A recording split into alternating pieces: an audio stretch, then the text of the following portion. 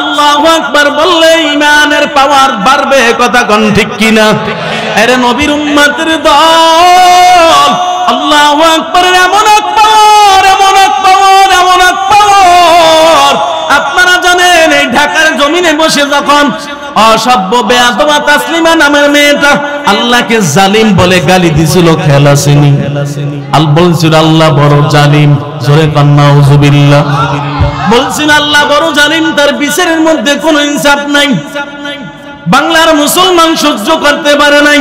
ওই সরমনার জমিনে ঘুমন্ত সৈয়দ ফজলুল করিম রাহমাতুল্লাহি আলাইহি তাবলীগের ওলামায়ে হযরত মিলে যখন মাথায় কাফন বেচাইয়া নারায়ে তাকবীর আল্লাহু আকবারের হুঙ্কার দিছে, বাংলার জমিনে তাসলিমার জায়গা হয় নাই, কথা কোন ঠিক কিনা? এই জমিন থেকে পালাইতে বাধ্য হয়েছে, কথা বলেন ঠিক কিনা? ও মুসলমান নবীর উম্মত, শুধু তাই নয়, আপনারা জানেন ওই যে সিলেটের জমিনে শাহজালাল ইয়ামিনী রাহমাতুল্লাহি আলাইহি 360 আউলিয়া নিয়ে যখন সিলেটের জমিনে নারায়ে তাকবীর আল্লাহু আকবারের স্লোগান দিছে, আল্লাহু আকবারের স্লোগান দেওয়ার কারণে বেঈমান গৌর গোবিন্দর পতন ঘটেছে, কথা বলেন ঠিক কিনা? আরে মুসলমান, ওই আল্লাহু আকবারে আওয়াজ লাগবে কি লাগবে না? লিল্লাহি তাকবীর। আরে নবীর উম্মতের দল, আল্লাহু আকবারে আওয়াজ আসতে লাগবে না জোরে লাগবে? লিল্লাহি তাকবীর, আরো জোরে লিল্লাহি তাকবীর, নারায়ে তাকবীর। দিন ইসলাম, দিন ইসলাম জিন্দাবাদ, জিন্দাবাদ। দিন ইসলাম, দিন ইসলাম জিন্দাবাদ, জিন্দাবাদ। নাস্তিকতা নিপাত যাক, দিন ইসলাম জিন্দাবাদ। কোটি প্রাণের একই আওয়াজ, মদদের ওই সার পাবে না, এই বাংলায় ঠাই হবে না, মুসলমানরা জেগেছে আজ। ও চলো চলো সামনে চলো, বজ্রকণ্ঠে আওয়াজ তুলো, সবাই মিলে একই সাথে দাও না স্লোগান, নারায়ে তাকবীর, নারায়ে তাকবীর। দিন ইসলাম, দিন ইসলাম জিন্দাবাদ, জিন্দাবাদ। মুসলমানদের এই দেশেতে নাস্তিকদের ঠাঁই নাই, নাস্তিকদের পক্ষে যারা তাদের কোনো রক্ষা নাই, কথা কোন ঠিক কিনা? মুসলমানদের এই দেশেতে নাস্তিকদের ঠাঁই নাই, নাস্তিকদের পক্ষে যারা তাদের কোনো রক্ষা নাই। এই দেশেতে থাকতে হলে কোরআন মানতে হবে, কোরআন না মানিলে বিতাড়িত হবে, বিতাড়িত হবে। চলো চলো সামনে চলো, বজ্রকণ্ঠে আওয়াজ তুলো, সবাই মিলে একই সাথে দাও না স্লোগান, নারায়ে তাকবীর। দিন ইসলাম, দিন ইসলাম জিন্দাবাদ, জিন্দাবাদ। ইসলামের জন্য দেশের হয়েছে জন্ম, ইসলামের বিরুদ্ধে গেলে দেশ হবে ভিন্ন, কথা কোন ঠিক কিনা? ইসলামের জন্য দেশের হয়েছে জন্ম, ইসলামের বিরুদ্ধে গেলে দেশ হবে ভিন্ন। ইসলামের বিরুদ্ধে যারা নিয়েছে অবস্থান, এই বাংলায় ঠাই হবে না, যাও হিন্দুস্তান, যাও হিন্দুস্তান। চলো চলো সামনে চলো, বজ্রকণ্ঠে আওয়াজ তুলো, সবাই মিলে একই সাথে দাও না স্লোগান, নারায়ে তাকবীর। দিন ইসলাম, দিন ইসলাম জিন্দাবাদ, জিন্দাবাদ। নারায়ে তাকবীর। আওয়াজ থাকবে তো ইনশাআল্লাহ, চলবে তো ইনশাআল্লাহ। আল্লাহ কবুল করুক, বলেন আমিন। আরো জোরে কোন আমিন। আল্লাহ জানায় দেয়, ইয়া আইয়ুহাল্লাযীনা আমানুত্তাকুল্লাহ, ইয়া আইয়ুহাল্লাযীনা আমানুত্তাকুল্লাহ ওয়া কুনু মা'আস সাদিকিন। ইয়া আইয়ুহাল্লাযীনা আমানুত্তাকুল্লাহ, হে ঈমানদারগণ, আল্লাহকে ভয় করো, আল্লাহকে ভয় করো, আল্লাহকে ভয় করো, ভয় করার মতো ভয় করো। ওয়া কুনু মা'আস সাদিকিন, এবং সত্যিকারে সঙ্গী হয়ে যাও সাদিকিন বান্দার। আল্লাহু আকবার। সাদিকিন বান্দার সঙ্গী হয়ে যাও। ও মুসলমান নবীর উম্মত, তাফসিরে মাজাহারির মধ্যে আল্লামা কাজী সানাউল্লাহ পানিপতি রাহমাতুল্লাহি আলাইহি লেখেন, এই সাদিকিন বান্দা বলতে কাদেরকে বোঝানো হয়েছে জানো? বলে সাদিকিন বান্দা বলতে আল্লাহ ওয়ালা পীর মাশায়েখদেরকে বোঝানো হয়েছে। আল্লাহু আকবার। এর নবীর উম্মতের দল, আল্লাহ ওয়ালাদের সঙ্গে চলো, আল্লাহ ওয়ালাদের সাথে থাকো। সোহবতে সালে তোরা সালে কুনাত, সোহবতে তালে তোরা তালে কুনাত, এক জমানা সোহবতে বাউলিয়া, বেহতার আজ সব সালে তো আত বেরিয়া। আল্লাহু আকবার। এর নবীর উম্মতের দল যুবক, আল্লাহ পাক রব্বুল আলামিন জানায় দেয় সাদিকিন বান্দার সঙ্গী হয়ে যাও, সাদিকিন মুত্তাকিন ইমানদার বান্দার সঙ্গী হয়ে যাও। এর নবীর উম্মতের দল। এই সম্পর্কে আল্লামা কবি শেখ সাদী রাহমাতুল্লাহি আলাইহি একটা ঘটনা উল্লেখ করেছেন। আল্লামা কবি শেখ সাদী রাহমাতুল্লাহি আলাইহি একদিন গোসলখানার মধ্যে চলে গেলেন গোসল করার জন্য। গোসল করার জন্য যখন গোসলখানার মধ্যে চলে গেছে, আল্লামা কবি শেখ সাদী রাহমাতুল্লাহি আলাইহি গোসলখানার মধ্যে যাওয়ার পর এত সুন্দর সুঘ্রাণ পাইতেছে, সুন্দর সুঘ্রাণ। আল্লাহর ওলি বিমুখিত হয়ে গেছে, এত সুন্দর সুঘ্রাণ কই থেকে আসতেছে। আল্লাহর ওলি তালাশ করতেছে কোন জায়গায় কিছু আসেনি, কোন জায়গায় কিছু আসেনি। এবার আল্লাহর ওলি তালাশ করে কিছুই পায় না। শেষ পর্যন্ত আল্লাহর ওলি তাকায়া দেখে এক গোসলখানার এক কিনারায় একটা মাটির ঢেলা পড়ে আছে। আল্লাহু আকবার। কি পড়ে আছে? মাটির ঢেলা। মাটির ঢেলা পড়ে আছে আল্লাহর ওলি।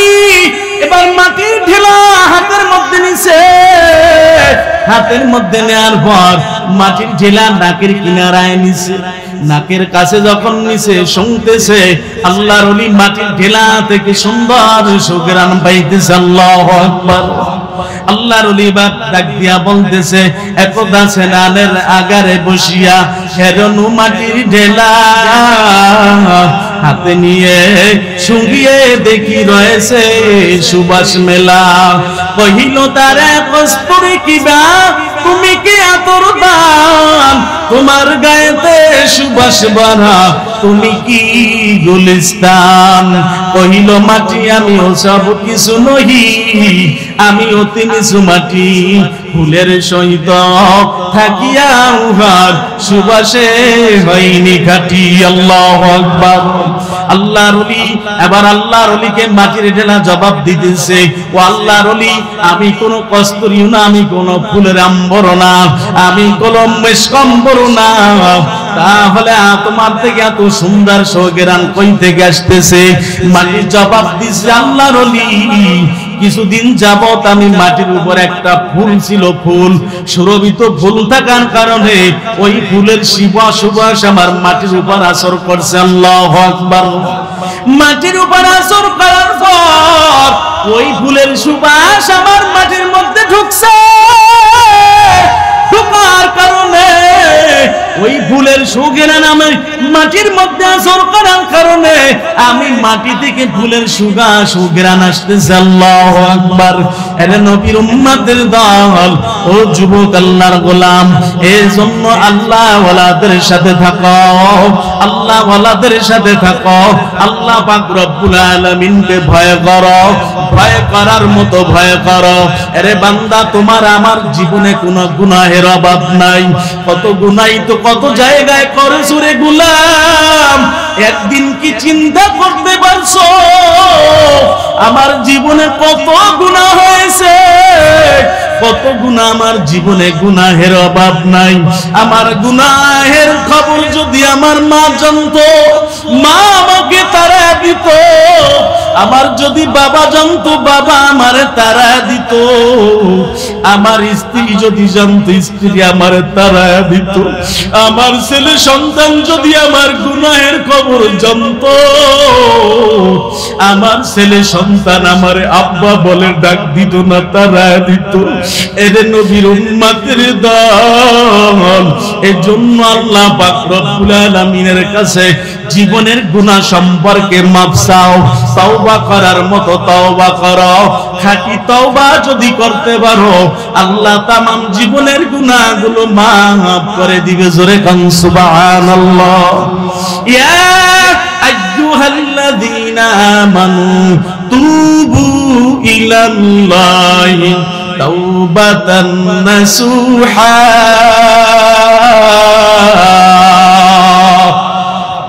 আরে নবীর উম্মতের দল, আল্লাহ পাক রব্বুল আলামিনের কাছে তওবা করো।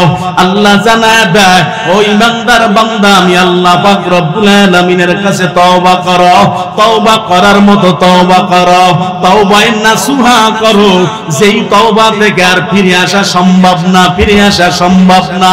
তওবা করো, তওবা ভেঙে ফেলেছো, গুনাহের কাজ করতেছো, এ বান্দা না না, ওই রকম তওবা না, খাঁটি তওবা যদি করতে পারো আমার আল্লাহ তামাম জীবনের গুনাহগুলো মাফ করে দিবে। জোরে কান সুবহানাল্লাহ। এর নবীর উম্মতের দল যুবক, খাঁটি তওবা কেমনে করবা, কেমনে করবা? এর নবীর উম্মতের দল, আল্লাহর নবী জানায় দেয় খাঁটি তওবা করলে কি হয় জানো? আল্লাহর নবী জানায় দেয়, আমি দৈনিক 70 বারের চেয়েও বেশি তওবা করে থাকি। জোরে কান সুবহানাল্লাহ। ভিন্ন হাদিসে নবী আমার জানায় দেয়, আমি 100 বারের উপরে তওবা করি। আল্লাহু আকবার। এর নবীর উম্মতের দল, ও যুবক আল্লাহর গোলাম, হাদিসের মধ্যে নবী আমার জানায় দেয়, আল্লাহ পাক রব্বুল আলামিন জানায় দেয়, ওই তওবাকারীর বান্দার উপর আমি কেমন খুশি হয়ে যাই জানো? তওবাকারীর বান্দার উপর আমি কেমন খুশি হই জানো? যদি কোনো ব্যক্তি মরুভূমির মধ্যে চলে যায়, মরুভূমির মধ্যে যাওয়ার পর যদি কোনো উট হারানো যায়, মরুভূমির মধ্যে উটের বাহন ছাড়ার কোনো উপায় নাই, ওই বান্দা বেকুল হইয়া যখন ওই মরুভূমির মধ্যে ক্লান্ত হইয়া শুয়া পড়ে, আমার কোনো উপায় নাই, আমার বাহন চলে গেছে, আমার উট হারানো গেছে, উট আর পাওয়া সম্ভব না, ওই বান্দা যেমনি ভাবে টেনশনে পড়ে যায়, টেনশন করে করে বান্দা যখন ঘুমায়া পড়ে, ঘুমানে পড়ার পর, ঘুম থেকে ওঠার পর ওই বান্দা যদি তাকায় দেখে আমার যেই উটটা হারানো গেছে আবার ওই উটটা আমার সামনে এসে হাজির, ওই বান্দা যেমনি ভাবে খুশি হয়, ওই বান্দা খুশি হইয়া যদি আল্লাহকে বলে, ও আল্লাহ তুমি আমার বান্দা, আমি তোমার মালিক, আমার আল্লাহ বলে ওই কথা আমি রাগ করি না, কারণ বান্দা খুশির কারণে বলছে, আমি আল্লাহ এই রকম খুশি হয়ে যায়। বান্দা যদি তার তওবা করে, তার গুনাহের তওবা করে, আমি আল্লাহ এর চেয়েও বেশি খুশি হয়ে যাই। জোরে গান সুবহানাল্লাহ। এর নবীর উম্মতের দল যুবক, জলিল কদর পয়গম্বর মুসা কালিমুল্লাহ, ওই মুসা পয়গম্বর, ওই মুসা নবী, মুসা আলাইহিস সালাতু ওয়াস সালাম ৭০,০০০ এক কাফেলা নিয়ে মুসা পয়গম্বর রওয়ানা। মুসা আলাইহিস সালাতু ওয়াস সালামের কওমের লোকেরা বলতেছে, পয়গম্বর অনবরত জমিনে বৃষ্টি হয় না, শুকায়া মরুভূমি হয়ে গেছে, বৃষ্টির বড় অভাব, বড় অভাব। ও পয়গম্বর আপনি আল্লাহর কাছে দোয়া করেন, আল্লাহ যেন এই জমিনে বৃষ্টি নাজিল করে। এবার পয়গম্বর মুসা কালিমুল্লাহ ডাক দিয়া কয়, ও আমার কওমের মানুষ, আর দেরি করবা না, তাড়াতাড়ি আসো আমরা যাই অমুক মরুভূমির উপর যাই আমরা দোয়া করি। আল্লাহর নবী বিশাল এক কাফেলা নিয়ে 70,000-এর কাফেলা নিয়ে রওনা হয়ে গেল। আল্লাহর নবী রওনা হওয়ার পর সকলকে নিয়ে নামাজ আদায় করার পর এবার আল্লাহর নবী যখন দোয়া করবে, মূসা আলাইহিস সালাতু ওয়াস সালাম আল্লাহর কাছে দোয়া করতেছে, আল্লাহর কাছে দোয়া করতেছে। অমনি সময় আল্লাহ পাক রব্বুল আলামিন ওহী নাজিল করলেন, এরে মূসা তুমি যে দোয়া করতেছো এই মজলিসের মধ্যে রে মূসা এমন পাপিষ্ঠ লোক আছে, এমন গুনাহগার ব্যক্তি আছে যেই গুনাহগার একদিন নয় 2 দিন নয় 40 বছর পর্যন্ত জেনার গুনাহ করতেছে, 40 বছর পর্যন্ত জিনায় লিপ্ত জিনার গুনাহ করতেছে। মূসা পয়গম্বর বড় রাগী নবী, এবার ওহীর মাধ্যমে আল্লাহ জানায় দেয়, ও পয়গম্বর মূসা যতক্ষণ পর্যন্ত ওই পাপিষ্ঠ জিনাকার এই মজলিস থেকে না উঠবে ততক্ষণ পর্যন্ত আমি আল্লাহ দোয়াও কবুল করব না। মূসা পয়গম্বর বড় রাগী নবী ছিলেন। মূসা পয়গম্বর তাড়াতাড়ি ডাক দিয়া বলতেছে, এই মজলিসের মধ্যে এমন কোন ব্যক্তি আছো যে একাধারে লাগাতার 40 বছর পর্যন্ত জিনার গুনাহ করতেছো? কে এমন পাপিষ্ঠ ব্যক্তি? এই মজলিস থেকে তাড়াতাড়ি উঠিয়া যাও, তাড়াতাড়ি চলে যাও। যদি তাড়াতাড়ি চলে না যাও, আল্লাহর কাছে তোমার নাম ঠিকানা জেনে আমি তোমার চেহারা ধরন জেনে এখান থেকে অপমান করে উঠে দেওয়া হবে, তাড়াতাড়ি চলে যাও। মূসা পয়গম্বর বলার পর ওই ব্যক্তি, যেই ব্যক্তি 40 বছর পর্যন্ত জিনার গুনাহ করতেছে, জিনার গুনাহ করতেছে, জিনার গুনাহ করতেছে, ওই ব্যক্তির মনে অবস্থা এমন হয়ে গেল, শরীরে কম্পন সৃষ্টি হয়ে গেল, কম্পন সৃষ্টি হয়ে গেল। আল্লাহ পাক রব্বুল আলামিনের দরবারে কায়মনা ব্যক্তি বলতেছে, ও আমার মালিক তুমি তো জানো আমি গুনাহগার, আমার চেয়ে বড় গুনাহগার আর কেউ নাই। এই মজলিস থেকে যদি আমি উঠিয়া যাই সবাই আমারে জানবে আমি বড় গুনাহগার, সবাই আমারে জানবে আমি বড় গুনাহগার। আল্লাহ তুমি আমারে আর লজ্জিত করিও না। ও দয়ার মালিক দয়া মায়া করে আল্লাহ আমি খাঁটি তওবা করলাম, ও আল্লাহ মেহেরবানি করে তুমি আমার তামাম জীবনের গুনাহ মাফ করে দাও। আমি তওবা করলাম, আর জীবনে কোনোদিন আমার হাত বাড়াবো না, আমার পা বাড়াবো না, পাপের কাজে আমার নিজেকে নিজে আমি শরীক করব না। ও আল্লাহ দয়া মায়া করে তুমি আমাকে মাফ করে দাও। ওই ব্যক্তি আল্লাহর নবী মূসা বলতেছে, ওই ব্যক্তি ময়দান থেকে উঠতেছে না, উঠলি তো মানুষ জানবে অমুক ব্যক্তি বড় পাপিষ্ঠ গুনাহগার। এজন্য আল্লাহর বান্দা কান্নাও করতে পারে না, চোখের পানি ফালাইয়া, মানুষ দেখবে জানবে বুঝবে, এজন্য অন্তরে অন্তরে এমন ভাবে কান্না করতেছে। আল্লাহর আদালতে বলতেছে, মালিক তুমি দয়ার সাগর, আল্লাহ দয়া মায়া করে আমারে মাফ করে দাও।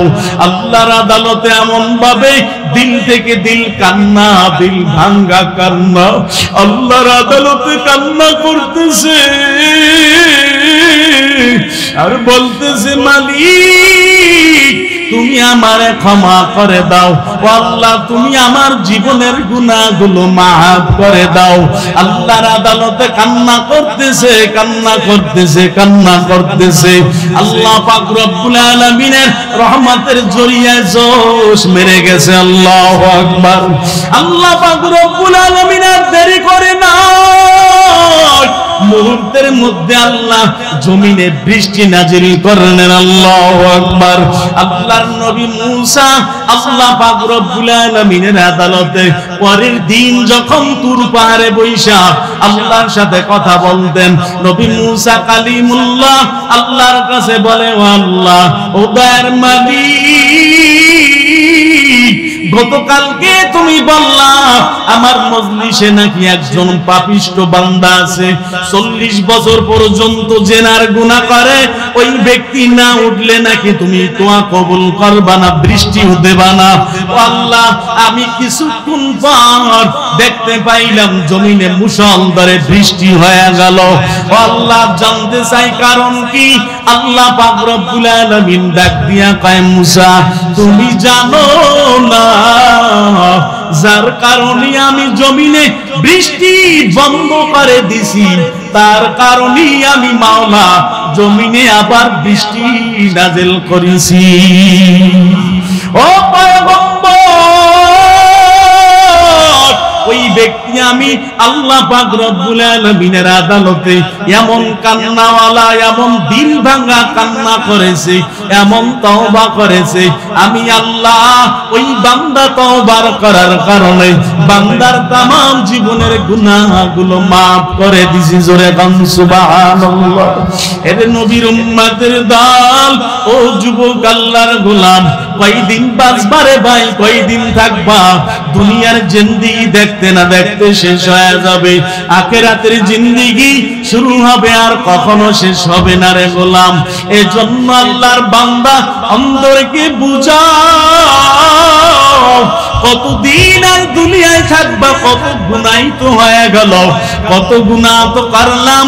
এরে আল্লাহর বান্দা, এবার অন্তরকে পরিশুদ্ধ করো, আর বলো, দয়ার মালিক, আমার তামাম জীবনের গুনাহগুলো তুমি maaf করে দাও। আল্লাহর আদালতে যদি কান্না করার মতো কান্না করতে পারো, আল্লাহ তামাম জীবনের গুনাহগুলো maaf না করিয়া দিয়া পারবে না। কথা কোন ঠিক কিনা? এরে নবীর উম্মতের দল, ও যুবক আল্লাহর গোলাম, এরে বাবা সাবধান। আমি আপনাদের সামনে আল্লাহর নবীর একটা হাদিস পাঠ করছি।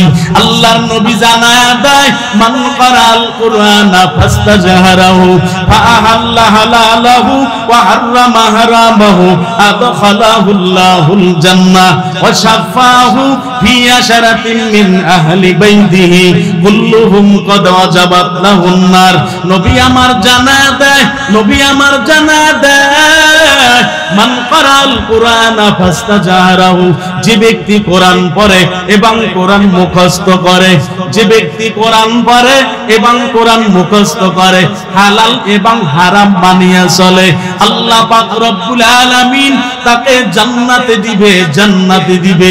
শুধু জান্নাতে দিবি না, জান্নাতের মধ্যে তাকে শাফায়াতের অধিকারী দেওয়া হবে। আল্লাহু আকবার। শাফায়াতের অধিকার বানানো হবে। ওই ব্যক্তি জান্নাতের মধ্যে এমন 10 জন ব্যক্তিকে সুপারিশ করে জান্নাতে নিয়ে যেতে পারবে।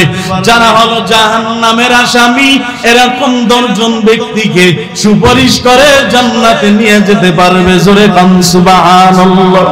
এর নবীর উম্মতের দল যুবক,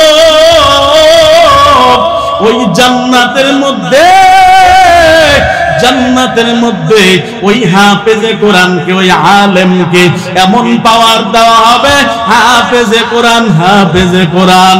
আল্লাহ পাক রব্বুল আলামিন বলবে, ও হাফেজে কোরআন, তুমি দুনিয়ায় বসে আমার কালাম পড়েছো, আমার কালাম মুখস্থ করেছো, ও হাফেজে কোরআন, আমি তোমার জন্য, ও হাফেজে কোরআন, আমি আল্লাহ তোমার জন্য এমন নিয়ামতের ব্যবস্থা করেছি, এমন যাজা আমি রেখেছি, এমন পুরস্কার রেখেছি। ও হাফেজে কোরআন, তোমার জন্য আমি আল্লাহ 6666 তলা একটা প্রাসাদ নির্মাণ করে রেখেছি। আল্লাহু আকবার। ওই হাফেজে কোরআনকে আল্লাহ বলবে, ও হাফেজ কোরআন আয় আয় আয় আয়, তাড়াতাড়ি আসো, হাফেজে কোরআন যাইবে। আল্লাহ পাক রব্বুল আলামিন বলবে, ও হাফেজে কোরআন এই ৬৬৬৬ তলা প্রাসাদের নিচের তলায় দাঁড়াইয়া প্রথম নম্বরে আয়াতে কারিমা তেলাওয়াত করো। প্রথম নম্বরে আয়াতে কারিমা তেলাওয়াত করবে। তেলাওয়াত করার সাথে সাথে প্রথম তলার যতগুলো দরজা আছে সব টাস টাস করিয়া খুলিয়া যাবে। জোরে কান সুবহানাল্লাহ। এভাবে হাফেজে কোরআন আবার দ্বিতীয় তলায় দাঁড়াইবে। দ্বিতীয় তলায় দাঁড়ানোর পর ওই হাফেজে কোরআন দ্বিতীয় তলার যতগুলো দরজা আছে দ্বিতীয় নম্বর আয়াতে কারিমা তেলাওয়াত করার সাথে সাথে সব দরজাগুলো টাস টাস করে খুলে যাবে। জোরে কান সুবহানাল্লাহ। এর নবীর উম্মতের দল, আপনাদের এই আঙ্গিনায় এই মাদ্রাসা হয়েছে দারুল বালা মাদ্রাসা। আরে আল্লাহর বান্দা ও নবীর উম্মতের দল, এই মাদ্রাসার জন্য অন্তর কি কাঁদে না? আমার সন্তানটারে আমি মাদ্রাসায় পড়াবো, আলেম বানাবো, হাফেজে কোরআন বানাবো। কিয়ামতের মুসিবতের দিন ওই হাফেজে কোরআনকে আল্লাহ, ওই হাফেজে কোরআনের মা বাবাকে এত সম্মানিত আল্লাহ বানাইবেন। কিয়ামতের মুসিবতের দিন নূরের টুপি পরাইবে, এত সুন্দর নূরে ঝলমল ঝলমল করতে থাকবে। হাসরবাসীর মানুষেরা অবাক হয়ে যাবে, এই যে সুন্দর টুপিগুলো দেখা যায় নূরে ঝলমল করতেছে, এই টুপিগুলো কাদের জন্য, কারা পড়েছে, এই মানুষগুলো কারা? ফেরেশতারা বলবে এরা কোনো নবীও না, কোনো শহীদও না। বলে এরা কারা জানো? এরা যারা দুনিয়ায় তাদের ছেলে সন্তান আলেম বানাইছে, হাফেজে কোরআন বানাইছে। এর নবীর উম্মতের দল, ও যুবক পর্দার অন্তরালের মা, এজন্য সন্তানদেরকে মাদ্রাসায় পড়াও, আলেম বানাও, হাফেজে কোরআন বানাও। কিয়ামতের মুসিবতের দিন আল্লাহ পাক রব্বুল আলামিন এই একটা ওসিলা করে জিন্দেগীর গুনাহ মাফ করে দিতে পারে কি পারে না? এর নবীর উম্মতের দল, আমি অল্প সময়ের মধ্যে বয়ান শেষ করে দিব। এর নবীর উম্মতের দল, আলোচনার শেষ দিকে চলে আসছি, তবে আমি একটু দেখতে চাই মাঠের মধ্যে, শেষবারের মতো দেখতে চাই এই মাঠের মধ্যে কার মা নাই, কার বাবা নাই? হাত তোলেন, কার মা নাই, বাবা নাই? আপনার অনেক মানুষেরই মা নাই, বাবা নাই। অন্ধকার কবরে মা ঘুমায় গেছে, বাবা অন্ধকার কবরে ঘুমায় গেছে। দেখছেন আমিও হাত জাগাইছি, আমারও মা নাই, 2 বছর হয় মায়ের হারাইছি। এর নবীর উম্মতের দল যুবক, মা হারা যে কেমন কষ্ট বুঝানো সম্ভব না। আল্লাহর নবী জানায় দেয়, ক্বালা রিদার রাব্বি ফি রিদাল ওয়ালিদাইন ওয়া সাকাতুর রাব্বি ফি সাকাতিল ওয়ালিদাইন। নবী আমার জানায় দেয়, যেই সন্তানের উপর পিতা মাতা খুশি ওই সন্তানের উপর আমার আল্লাহ খুশি, আর যেই সন্তানের উপর পিতা মাতা বেজার ওই সন্তানের উপর আমার আল্লাহ বেজার। এর নবীর উম্মতের দল, খবরদার মাকে কষ্ট দিবা না, বাবারে কষ্ট দিবা না, বাবার কলিজা আঘাত দিবা না, মায়ের কলিজায় আঘাত দিবা না। অনেক সন্তান আছে মায়ের ঘর থেকে তাড়ায় দাও, বাবারে ঘর থেকে তাড়ায় দাও। এর যুবক আল্লাহর গোলাম, আমি এক জায়গায় মাহফিল করতে গেছি, এক মুরব্বি এসে স্টেজে ওঠার আগে আমার সামনে এসেছে, আল্লাহর বান্দা হাউমাউ করে কান্না শুরু করে দিছে। ডাক দিয়া কয়, হুজুর আমার জন্য একটু দোয়া করেন, আল্লাহ যেন আমারে দুনিয়া থেকে বিদায় করে দেয়, আমারে যেন তাড়াতাড়ি দুনিয়া থেকে নিয়ে নেয়। আমি বললাম, বাবা কেন আপনি এই দোয়া চাইতেছেন, কারণ কি? মনের মধ্যে আপনার কি ব্যথা, কি কষ্ট রয়েছে আমাকে বলে। আল্লাহর বান্দার কান্নার আওয়াজ বেড়ে গেছে। আল্লাহর বান্দা ডাক দিয়া কয়, হুজুর একটা মাত্র সন্তান, কত কষ্ট করেছি, ওই আদরের সন্তান আর স্ত্রীর মহব্বতে পইরা আমাকে ভুলে গেছে, আর মায়েরও ভুলিয়ে গেছে, ওর মায়েরও ভুলিয়া গেছে, আমারও ভুলিয়া গেছে, ঘর থেকে নামায়া দিছে। হুজুর ওই আমার পুত্রবধূ, ওই সন্তানের স্ত্রী প্রায় সময় আমাদের সাথে ঝগড়া করত, প্রায় সময় দুর্ব্যবহার করত। যখন সন্তান বাড়ি আসতো বলতো তোমার মা বাবারে ঘর থেকে তাড়ায় দাও, তোমার মা বাবাকে যদি ঘর থেকে তাড়ায় না দাও আমি তোমার সংসার করব না। হুজুর এভাবে বলতেছে একদিন ওই সন্তানের স্ত্রী আমার পুত্রবধূ আমার সন্তানের ডাক দিয়া বলে, ও স্বামী আমার, যদি এই মুহূর্তেই রাত্রে তোমার মা বাবাকে ঘর থেকে এখন না নামায়া দাও আমি তোমার সংসার করব না, আমি চলে যাব, আমারে বিদায় দাও। এবার আমার সন্তান স্ত্রীর মহব্বতে পইরা হুজুর আমাদের কাছে আসছে, আমাকে প্রথম বলতেছে বাবা ঘর থেকে নামিয়ে যাও। আমি বলি সন্তান কত কষ্ট করেছি, আরামের ঘুমকে হারাম করে দিছি, কত কষ্ট করে মানুষের বাড়ি কাজকর্ম করেছি, কত দিন মজুরি বদলা দিছি, তোর জন্য আমি কত কষ্ট করেছি রে সন্তান, আজকে আমার ঘর থেকে তাড়ায় দিবি, তোর কি মায়া হয় না, তোর কি দয়া হয় না? হুজুর নিষ্ঠুর সন্তান ওই দিকে স্ত্রী ডাক দিয়ে কয়, এখনো তুমি কথা শুনতেছো, তাড়াতাড়ি ঘাট ধাক্কা দিয়া নামায়া দাও। হুজুর আমি যখন নামি না আমার সন্তান আমারে ঘাট ধাক্কা দেয়, ঘাট ধাক্কা দিতে দিতে যখন আমারে ঘরের বাইরে ফেলায় দিছে, এবার ওর মায়ের কাছে গেছে, বলে এই মুহূর্তে ঘর থেকে নামে যাও, যদি নেমে না যাও ঘাট ধাক্কা দিয়াও তোমাকেও নামায়া দিব। হুজুর আর মা নামে না, আর মা ডাক দিয়া কয় সন্তান রাত্র এখন গভীর হয়ে গেছে, এই গভীর রাত্রে অন্ধকার রাত, কোথায় যাব, যাওয়ার জায়গা নাই, এর সন্তান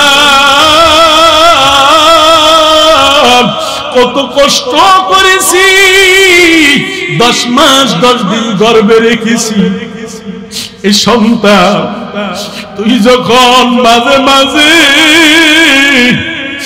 আমার পেটের মধ্যে লাথি দিছ আমি মা সহ্য করে থাকতে পারি না, রাত্র বেলায় আমার ঘুম হারাম হয়ে গেছে, এর সন্তান শুধু তাই নয়, যখন তুই ডানে প্রসাব করে দিছো আমি তোরে আম্মা জান বামে নিয়ে গেছি, বামেও যখন প্রসাব করিয়া বিছানা ভিজা ফেলাইছো আমি মা তোরে দূরে ঠেলিয়া দেই নাই রে সন্তান, আমি মা সারা রাত ওই ভিজা বিছানায় কাটাইয়া ও সন্তান তোরে আমার বুকের উপর রেখেছি,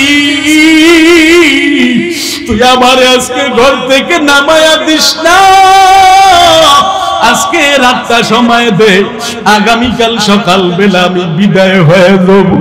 সন্তান বলে না আর থাকতে পারবা না, ঘাট ধাক্কা দিতে দিতে দিতে হুজুর যখন আমার স্ত্রীও নামায়া দিল, আর মায়েরও যখন ঘাট ধাক্কা দিয়া ঘরের বাইরে ফেলায়া দিল, হুজুর বাইরে ফেলানোর পর ওই সন্তান দরজা দিয়া দিল, দরজা দিয়া ঘরের মধ্য থেকে বলতেছে এখান থেকে চলে যাও, এই এলাকায় থাকতে পারবা না, অন্য এলাকায় চলে যাও, এই এলাকায় আর থাকার জায়গা হবে না, এখান থেকে বিদায় হয়ে যাও। হুজুর অন্ধকার রাত, একটা বাতিও নাই, ওই যাবো যাওয়ার জায়গা নাই,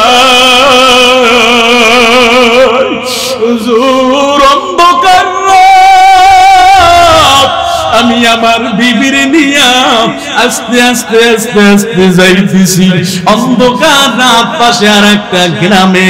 যখন গ্রামের ভিতর ঢুকে পড়লাম রাস্তার পাশে দেখলাম একটা দোকান, দোকানের পাশে টিপ টিপ করে বাতি জ্বলতেছে।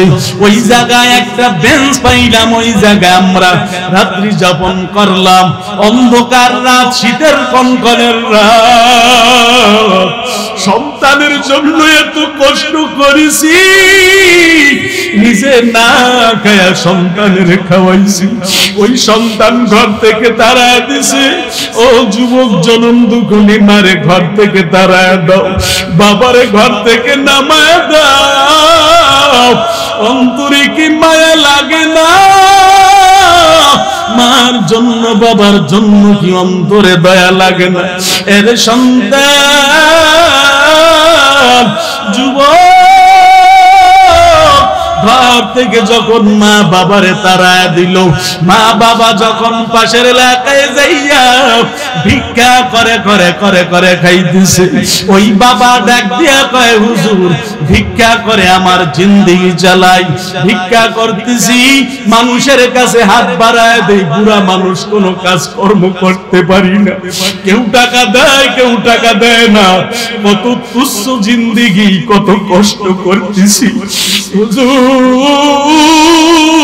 সন্তানটা দুনিয়ায় আসার পর মনের মধ্যে কত আশা, আমার সন্তান বড় হইবে, আমার কামাই করিয়া খাওয়াইবে, আমারে মহব্বত করবে, আমাকে ভালোবাসবে।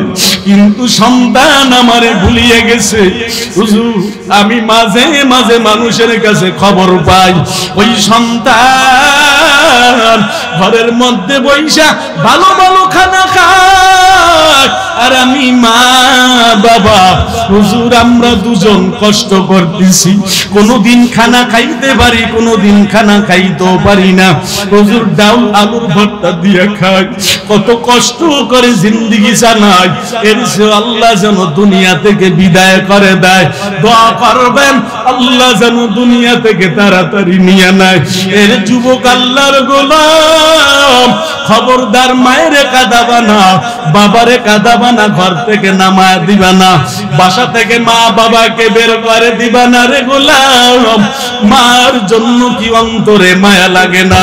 অনেকেরই তো মা দেশের বাড়ি বাস বাগানে, পুকুর পাড়ে, কলা বাগানের নিচে, রাস্তার পাশে এমন ঘুমাইছে।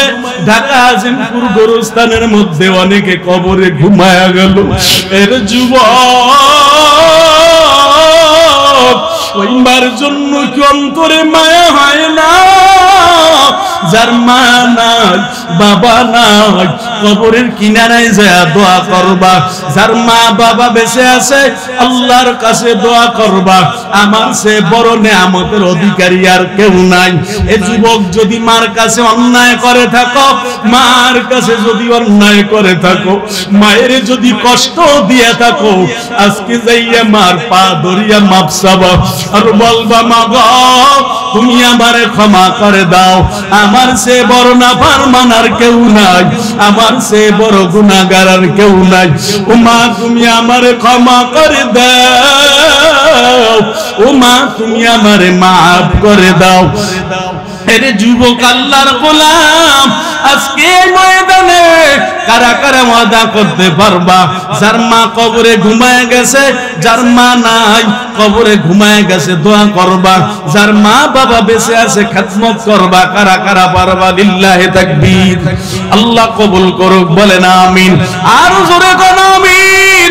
হাত সোজা করে আল্লাহু আকবার বলে দাঁড়ায় যাও। এ যুবকেরা দাঁড়ায় যাও, যুবকেরা দাঁড়ায় যাও, যুবকেরা একটু দাঁড়ায় যাও, যুবকেরা দাঁড়ায় যাও, যুবকেরা দাঁড়ায় যাও। এ যুবক আমি মুসাফির, আজকে দোয়া করবো, আমার হাতটা ধরে ওয়াদা দিবা। এ যুবক আয় আয়, দেরি করবি না। যুবক আয়, আমি মুসাফির, দোয়া করব, আমার হাতটা ধরে ওয়াদা দিবা। কারা কারা পারবা? মার খেদমত করবা? আসেন তাড়াতাড়ি আসেন যুবক, আসেন। কারা কারা পারবেন? মার খেদমত করবেন, মা বাবাকে ভালোবাসবেন, মাকে কাঁদাবেন না, বাবাকে কাঁদাবেন না। কোন আল্লাহর বান্দা আছেন মার কলিজা আঘাত দিবে না? যুবক আসো, একজনের কাঁধে একজনে হাত লাগায়া দাও, একজনের কাঁধে একজনে হাত লাগায়া দাও। আর মায়ের কাঁদাবো না, বাবার কাঁদাবো না, বাবার কলিজা আঘাত দিব না, মার কলিজা আঘাত দিব না, মা বাবার খেদমত করব। হাতটা উপরের দিকে উঠায়া দেন, হাতে নাড়া দেন, নাড়া দেন। আল্লাহ সকলকে কবুল করুক, বলেন আমিন। সকলে বসে যান, এখনই আখিরি মোনাজাত হয়ে যাবে।